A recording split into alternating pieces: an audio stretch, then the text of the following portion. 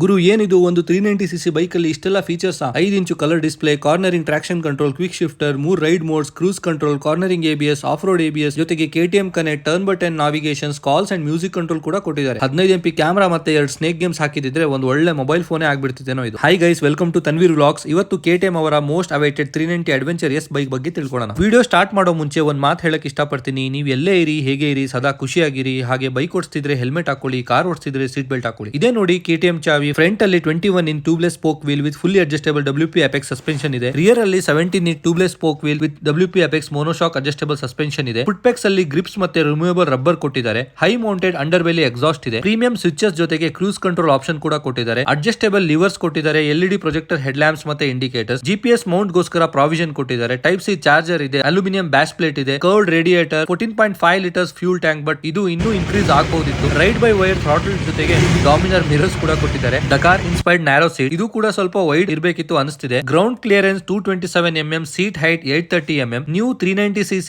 LC4 engine now delivers 46 PS at 8500 RPM. On road price in ನಮ್ಮ Bangalore 4.8 lakh ಅಷ್ಟೇ. ಈ bike ಬಗ್ಗೆ ನಿಮ್ ಒಪಿನಿಯನ್ ಏನು ಕಮೆಂಟ್ಸ್ ಅಲ್ಲಿ ಹೇಳಿ. ನೆಕ್ಸ್ಟ್ ವಿಡಿಯೋ ಅಲ್ಲಿ ಟೆಸ್ಟ್ ರೈಡ್ ತಗೊಂಡು ಡೀಟೇಲ್ ವಿಡಿಯೋ ಮಾಡ್ತೀನಿ. ಫಾಲೋ ಮಾಡಿ ಅಷ್ಟೇ. ಬೈ.